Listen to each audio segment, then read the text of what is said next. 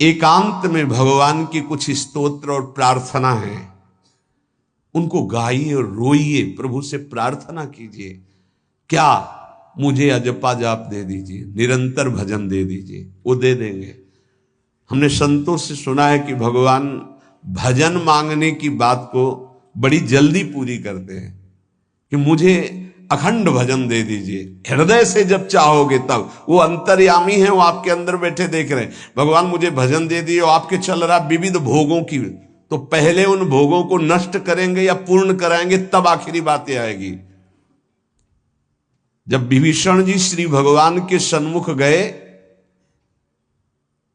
तो भगवान ने सबसे पहली बात पूर्ण की, जो लंका में चलते समय भाव आया था कि भगवान के चरणों का आश्रय लेकर उनके बाहुबल से इस रावण का विनाश करके जिस सिंहासन पर बैठकर इसने लात मारी, यहीं बैठूंगा आके।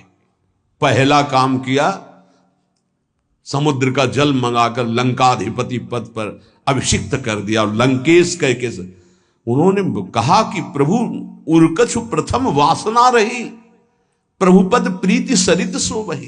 प्रभु आपके चरणों के दर्शन से कोई कामना नहीं। तो भगवान कहते नहीं, पहले कामना की थी उसकी पूर्ति ले।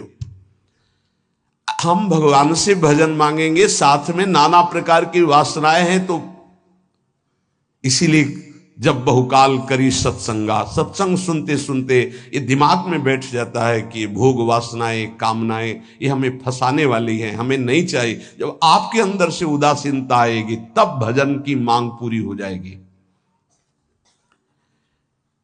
कभी कभी भगवान का गुणानुवाद करके एकांत में रोया करे साधक।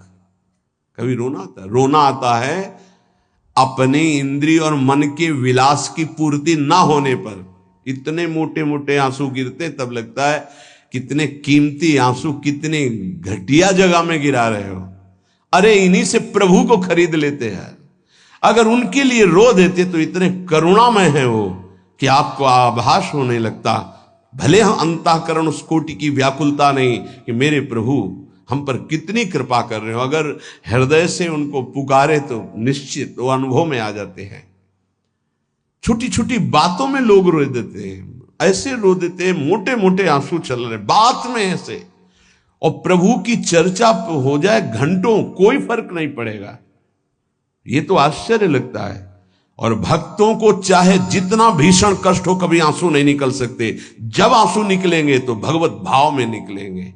कह रहे नारायण स्वामी कि अजपा जाप के लिए भगवान से प्रार्थना करो। कभी कभी एकांत में उनके स्तोत्र हैं, गुण हैं, उनको गा गा कर रो, उनसे प्रार्थना करो, हे दीन बंधु मुझे अपना अखंड भजन दे दो। जो चाहिए सब प्राप्त हो जाएगा। भजन से क्या नहीं प्राप्त हो सकता। एकांत में बैठकर रोने से, ऐसे प्रतिदिन जब आप नियम बना करके प्रभु से प्रार्थना करेंगे। मीराबाई जी ऐसा ही करती थी, रात्रि में गिरधर से बात करती थी, प्रार्थना करती थी। नारायण स्वामी जी कह रहे हैं उपासक ये बिल्कुल ध्यान रखे, यदि नाम सिद्ध करना है तो झूठ बोलना शपथ पूर्वक त्याग दे। झूठ नहीं बोलूंगा, सत्य बोलना इस अजपा जाप के लिए निहायत जरूरी है, निहायत जरूरी है। प्रार्थना है, काहे को मलिन करे जिह्वा। जब हम भगवत मार्ग में चल रहे तो ये याद भूल जाती है हमें कि हमें सत्य ही भाषण करना है, असत्य नहीं बोलना। ये हमें भूल जाते हैं।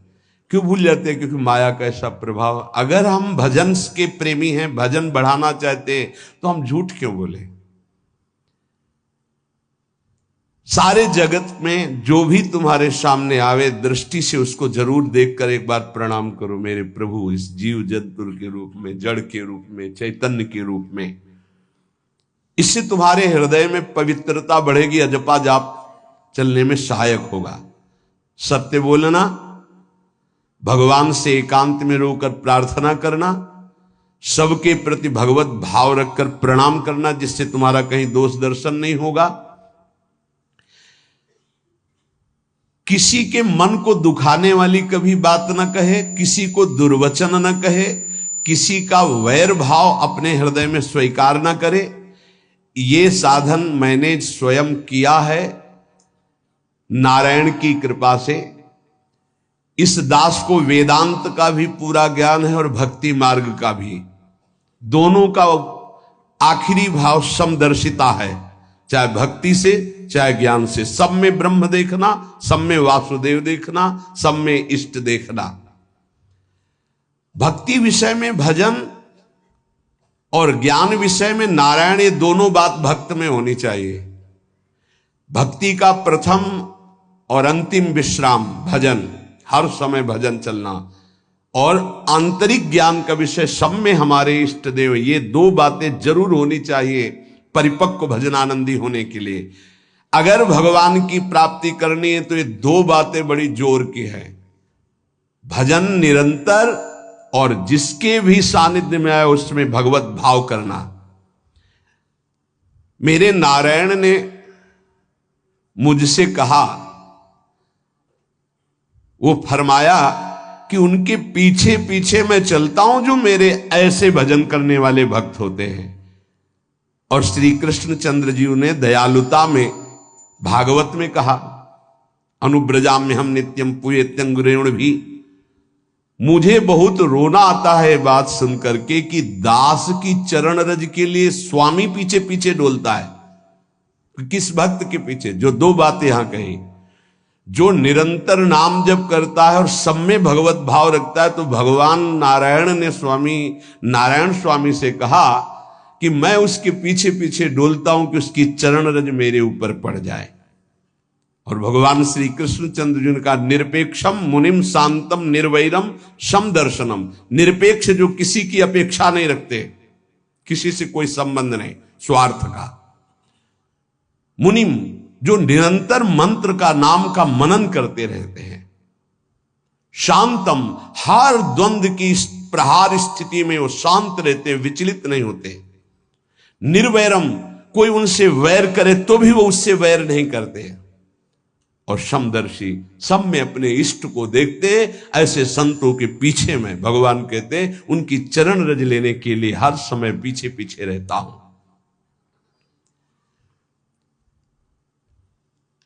अहिंसा परमो धर्मा शास्त्रों में वर्णन किया गया है। इसलिए किसी भी जीव को कष्ट नहीं पहुंचाना है। गर्दन झुका करके रास्ते में चलना सीखो कि नीचे कोई जीव तो नहीं दब रहा हमारे पैर से। शरीर को सावधानी पूर्वक, किसी को दुख न पहुंच जाए मेरे शरीर से। वाणी को संभाल कर, किसी के हृदय में बाघ बाण ना लग जाए, वाणी का बाण ना लग जाए। बाहर का प्रहार तो सहा जाता है, लेकिन जब हृदय में शब्द चुभता है वचनों का, ये बाण खरकता रहता है। किसी भी जीव को कभी मारना नहीं, वो तुम्हें नुकसान नहीं पहुंचाएगा। गीता वाटिका में सांप निकला, फण वाला कोबरा। राधा बाबा ने कहा, देखो अभी केवल हमने देखा है, अगर और लोग देखेंगे तो आपको पीड़ा पहुंचा सकते हैं। इसलिए एक लकड़ी उठाई और कहा मैं रास्ता बना रहा हूं, आप इधर से चले जाओ। ऐसे किया, सांप इधर चला। सब में भगवान है। अगर हम भगवत भाव करते हैं तो निश्चित वहां से कोई विरोध नहीं होगा। जब हम भगवत भाव करते तो सर्वात्मा भगवान वहां विराजमान, कैसे आक्रमण करेंगे? जैसे रत्नावती जी के लिए माधव सिंह ने जंगली शेर पिंजड़े में बंधवा कर वहां लाए और ऊपर से बालकनी से पिंजड़े का ऐसे खींच दिया गया, शेर बाहर निकला दहाड़ता हुआ। और वो पूजा में थी ठाकुर जी के। संतशाला में बहुत से संत विराजमान थे। दासी ने कहा, महारानी सावधान, सिंह। आरती करने जा रही थी मुड़ी और कहा, नहीं सिंह नहीं, नृसिंह। हमारे भगवान नृसिंह देव पधारे और थाल लेकर मुड़ी तो जैसे सीधी गाय ऐसे खड़े हो गए।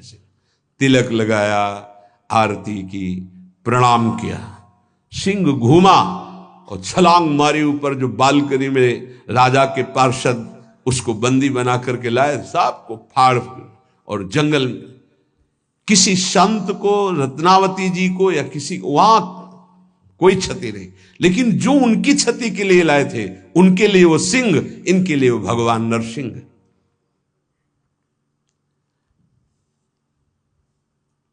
यथा योग्य दूसरे की सहायता करना, ये अपने भजन को बढ़ाने के लिए अत्यंत आवश्यक है। नारायण स्वामी जी कहते हैं, साधु क्या सहायता करेगा? मान लो जो अकिंचन है वो क्या सहायता करेगा? तो विद्या दान सबसे बड़ा दान है। तुमने जो शास्त्रों में स्वाध्याय किया है, जो अनुभव किया है, वो दूसरों को दो। जो अधिकारी है, जो दैन्य है, जो सुनना चाहता है, उसे जरूर सुनाना चाहिए। जो विद्या का दान करता है,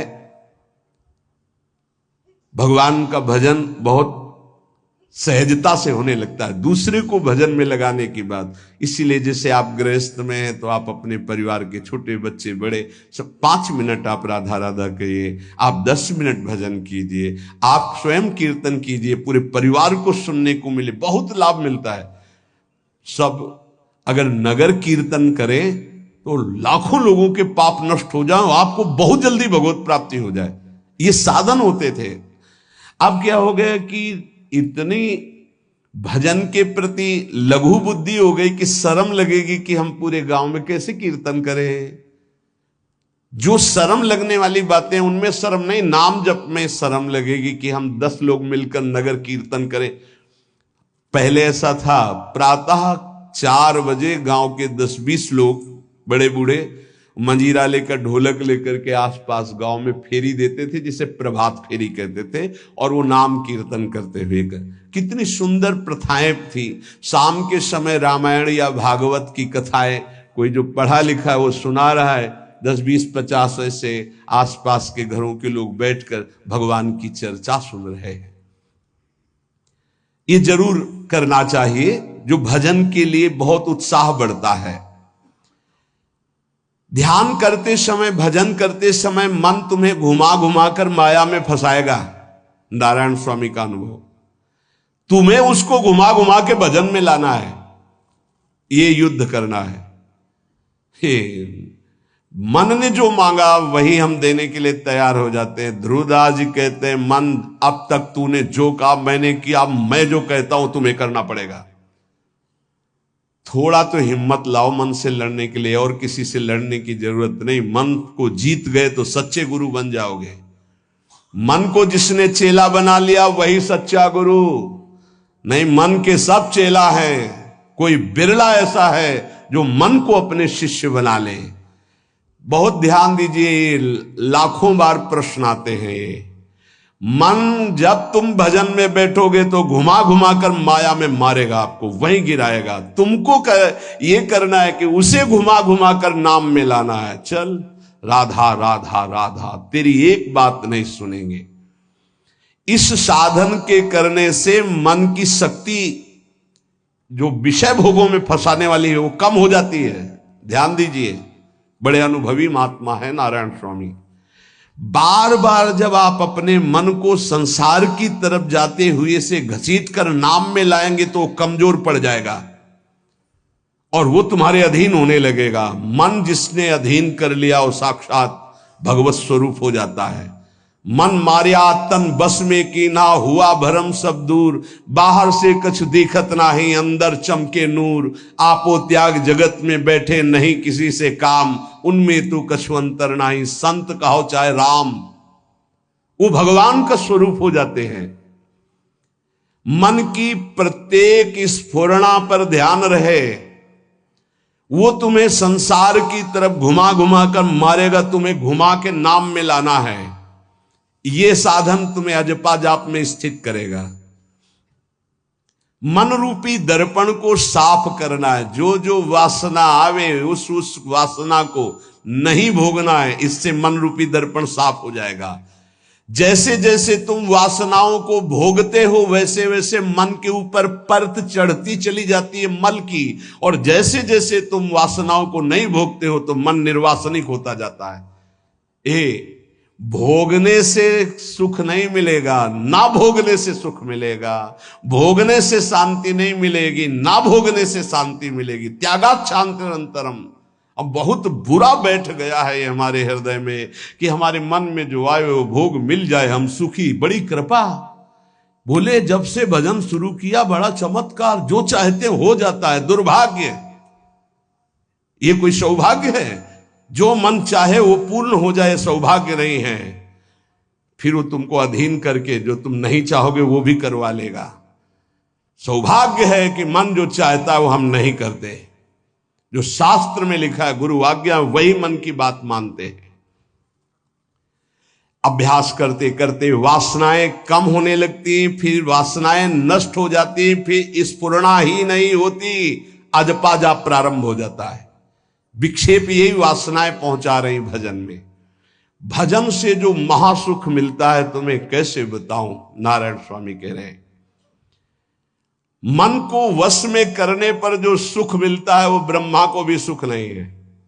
अब आप सोच लीजिए, मन के अधीन होने पर दुर्गति तो सब देख रहे हैं, लेकिन मन को वश में करने पर जो सुख है वो परमेष्ठी पद ब्रह्मा में भी नहीं है। इसीलिए भक्त कहता है, न पारमेष्ठ्यम न महेंद्र धिष्णम, नहीं चाहिए देवराज इंद्र का पद या ब्रह्मा का पद। ऐसा सुख स्वयं मिल गया क्योंकि मन अधीन हो गया।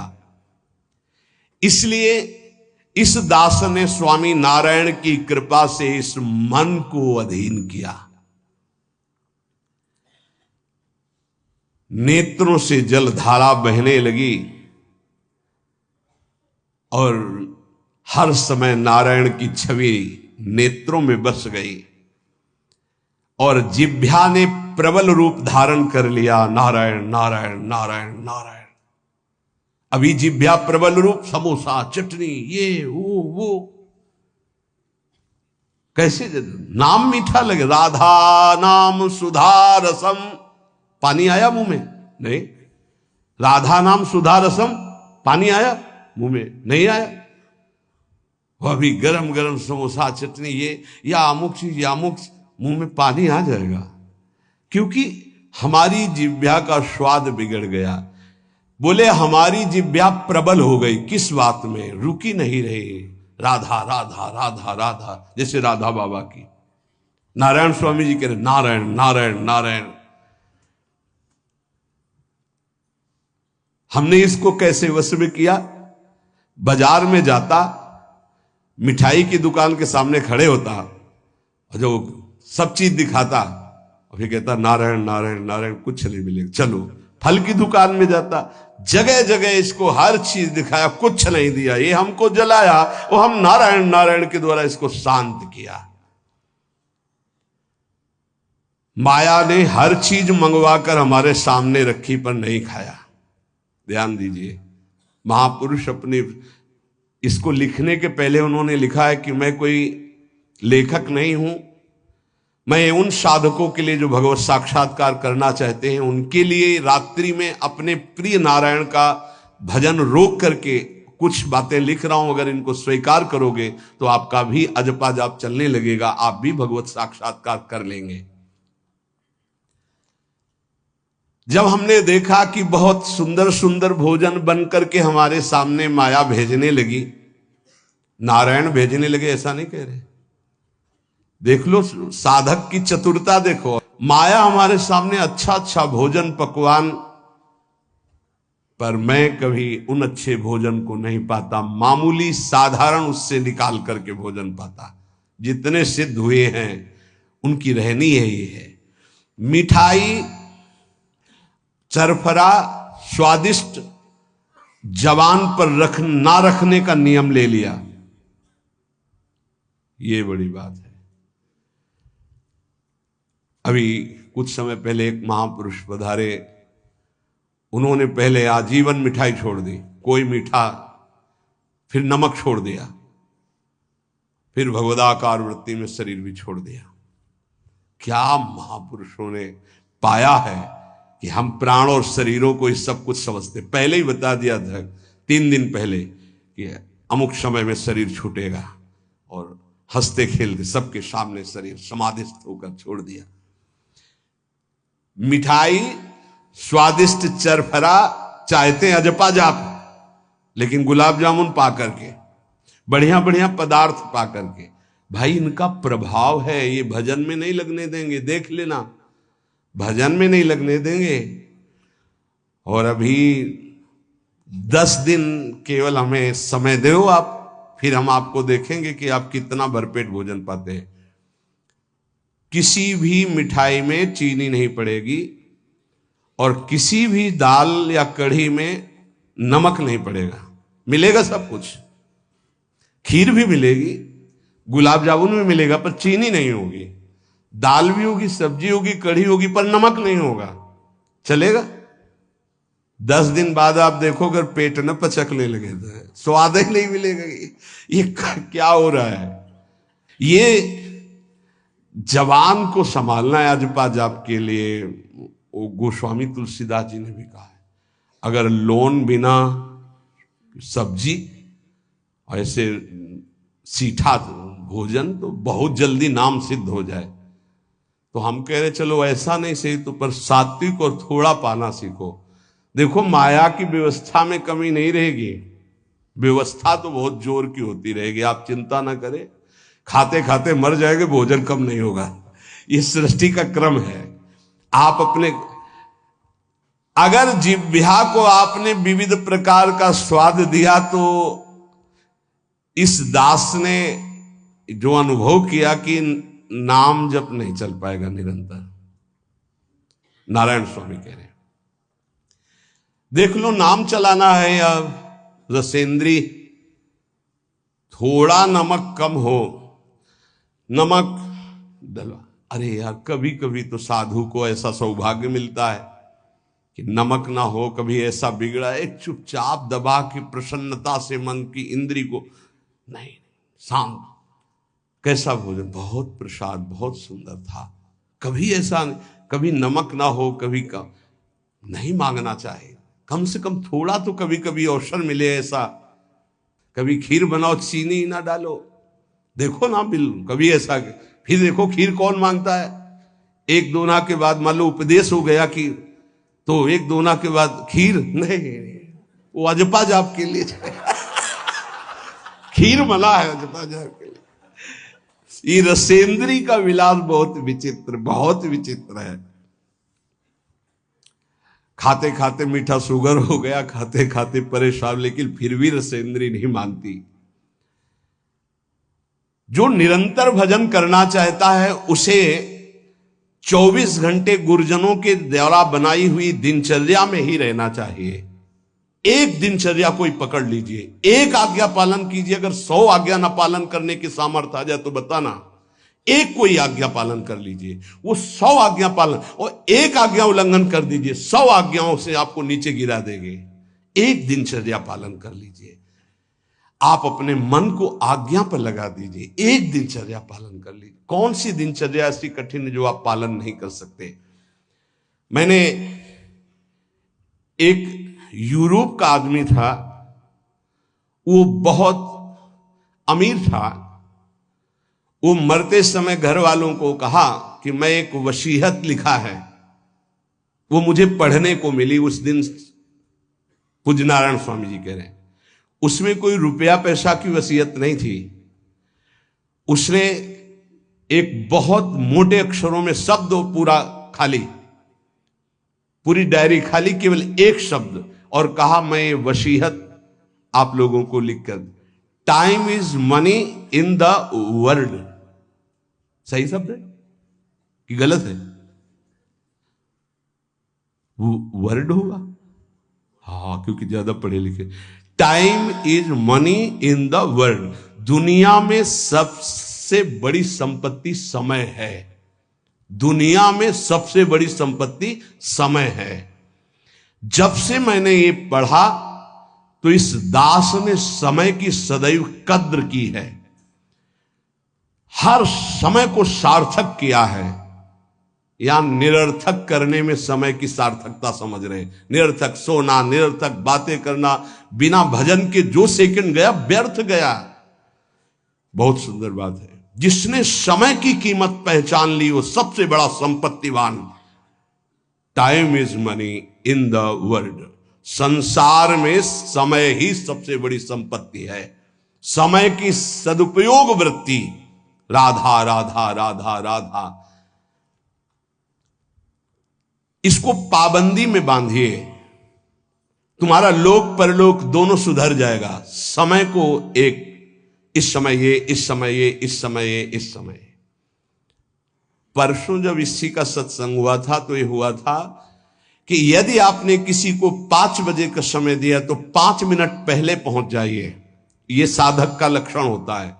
अगर 3:30 बजे से वाणी पाठ होता है तो आपको यहां 3 सवा 3 बजे ही उपस्थित हो जाना चाहिए। आप सर्वांतर्यामी भगवान के द्वारा दिया हुआ दिव्य मानव देह और दिव्य सत्संग और इसको दिव्य बनाने का अवसर खो मत। नहीं, ये सोने के लिए नहीं, ये व्यर्थ के लिए नहीं, ये मुंह दिखी करने के लिए नहीं है, ये अंता से पालन करने के लिए है। जब से मैंने ये शब्द पढ़ा था time is money in the world, तो अपने जीवन में कभी 1 मिनट भी व्यर्थ नहीं खोने दिया, 1 मिनट भी। देखो, यही लगन नींद पर विजय प्राप्त करवाती है। यही लगन कि मुझे समय बर्बाद नहीं करना, जितना अधिक से अधिक भजन। पता नहीं आज शाम हो कि ना हो, हम क्यों अपने इस दिव्य समय को नष्ट करें। पर लोग समय कटता नहीं है, इसलिए टेलीविजन और कई कई प्रकार की बहिर्मुख वृत्तियों को स्वीकार करते हैं कि समय काटना है। बोले समय नहीं कटता। और सही पूछो तो भगवान से मनाया जाता है कि नींद ना आवे, कभी ये रात्रि ना हो, इसके लिए कि मैं रात्रि हो गई तो 10 घंटे 8 घंटे सो रहा हूं। नहीं, रात दिन भजन, जाना है यहां से। पता नहीं आप लोगों के दिमाग में है कि नहीं है।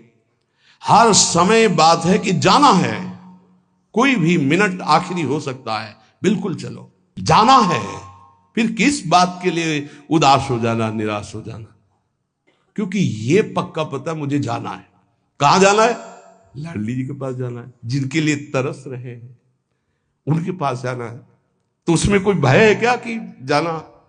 जिनके लिए हम तरस रहे, तड़प रहे, उनके पास जाना है। जहां अनंत जन्मों से बिछुड़े वहां जाना है। कोई आश्चर्य की बात है, कोई दुख की बात है, कोई घटना की बात है, और जाने का ये बुलावा है। एक माई है, भयंकर कैंसर से पीड़ित है, मुस्कुराहट के सिवा कभी हमने उसके मुख में उदासी नहीं देखी। जब प्रणाम करके बाद, बहुत कृपा है लाडली जी की, बहुत कृपा है गुरु जी की, यह जीवन है। आपके अंदर अगर थोड़ी देर सोचो कि कैंसर की रिपोर्ट आ गई, अब कैसा लगेगा? कैसा लगेगा? तो भगवान ने हमें क्या दिया है? थोड़ी देर आंख बंद करके सोचो, यदि तुम्हारी आंखें ज्योति रहित हो जाए तो कैसा लगेगा? घबराहट पैदा हो जाएगी। आप देखो, अभी आंख बंद करो, सोचो अगर ये सदा सदा के लिए ऐसी हो गई तो भगवान ने कितनी कृपा दी। तुम सुन सकते हो, बोल सकते हो, देख सकते हो, सूंघ सकते हो, चल सकते हो, अभी स्वस्थ हो। समय की कदर करो। नहीं, ये समय निकला चला जा रहा है, ये वापस नहीं आने वाला। और स्थिति ऐसी बना लो कि हर स्थिति में तुम्हारा मंजीरा बजने से रुके ना। पक्का। जब भीषण कष्ट की स्थिति थी तब भी कहते थे व्हील चेयर में बैठा लो, हमारा नियम है इस समय बाहर निकलकर 4 चक्कर लगाना, आप लगाओ चक्कर। नहीं, ऐसे नहीं बैठा लिया, हमारा नियम, और जो नियम है उठाओ, हमको टांग के ले चलो, हमारा शरीर का संस्कार करो, वैसा चलो, टाइम बाय टाइम। ये क्यों हुआ? बचपन से इसका अभ्यास और भगवदाश्रय। इसीलिए सबसे प्रार्थना करते हैं, ये किसी एक के लिए नहीं है। व्याधि मंदिरम शरीरम व्याधि मंदिरम, कौन सा देवता प्रकट हो जाए? किडनी फेल कर, कितने प्रकार के रोग हैं भैया। और एक बार जहां रिपोर्ट आई कैंसर, खत्म खेल, भजन साधन सब खत्म, चेहरे का रंग बदल, दिल बोले ब्लॉक हो गए इस दोनों नसें। अब वो परेशान है।